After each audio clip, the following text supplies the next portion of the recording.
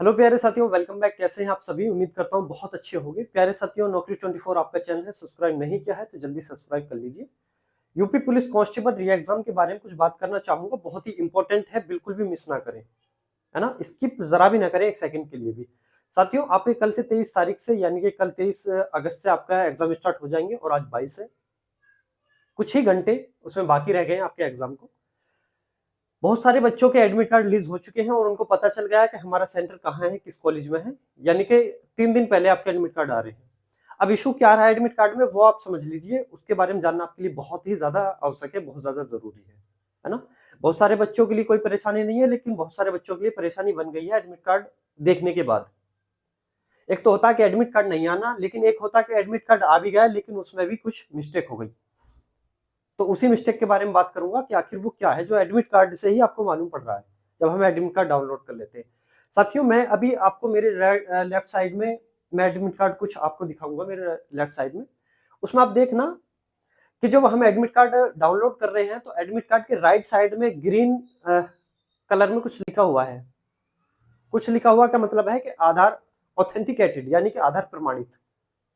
यानी कि जब आपकी केवाईसी हुई थी आधार कार्ड के माध्यम से तो वो केवाईसी उन्होंने मान ली, यानी कि अब आपको केवाईसी की जरूरत नहीं है।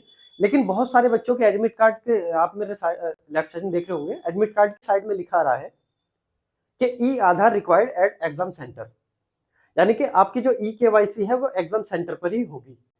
अब समस्या क्या बन रही है? समस्या ये बन रही है कि जिन बच्चों का ग्रीन कलर में लिखा रहा है आधार ऑथेंटिकेटेड यानी कि आधार प्रमाणित, उनको तो कोई इशू नहीं है ना, वो अपने समय पर पहुंचे।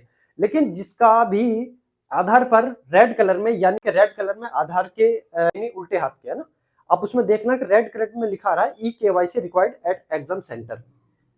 यानी कि आपकी जो ई केवाईसी है वो कहाँ होगी? वो एग्जाम सेंटर के लिए बोल रहा है कि एग्जाम सेंटर पर होगी।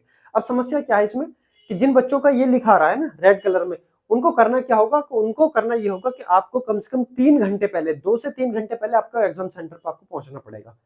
वहां पहुंचकर आपको अपनी ई केवाईसी करानी पड़ेगी।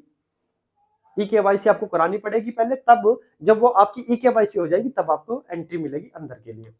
यानी कि ऐसा ना हो कि आपने एडमिट कार्ड निकलवाया और उसको फोल्ड किया और जेब में रख लिया और पहुंच गए एग्जाम सेंटर पर। वहां देखा, बिल्कुल पहुंचे भी कब? फिक्स टाइम पर। वहां देखा तो आपका लिखा रहा है कि जो आपका आधार है e KYC required at exam centre, यानी कि जो आपकी ई केवाईसी है वो एग्जाम सेंटर पर होगा और आपके पास समय बचा नहीं।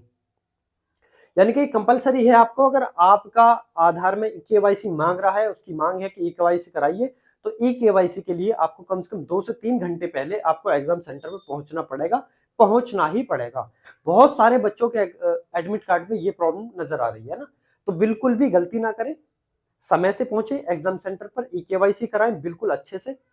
जब आपका आधार ऑथेंटिकेटेड लिखा आ जाए, वहां पर ई केवाईसी सक्सेस आपका लिखा आ जाए, सक्सेसफुली हो जाए, तब आपको एंट्री मिलेगी और तब आप एंट्री करोगे, तब आप एग्जाम दे पाओगे। अन्यथा आपको एंट्री नहीं मिलेगी, आप एग्जाम नहीं दे पाओगे।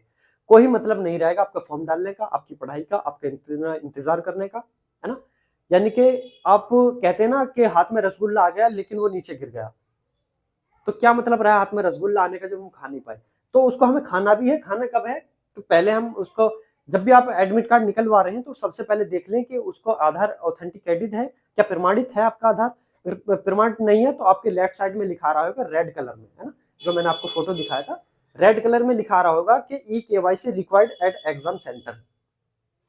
तो उसको कराइए और उसके बाद आप अच्छे से एग्जाम दीजिए। आपके कुछ ही घंटे आपके एग्जाम में बाकी रह गए, तो बेस्ट ऑफ लक मेरी तरफ से, आपको बहुत बहुत ज्यादा बेस्ट ऑफ लक कि आप अच्छे से जाइए, एग्जाम दीजिए, कोई भी मिस्टेक ना करें किसी भी प्रकार की।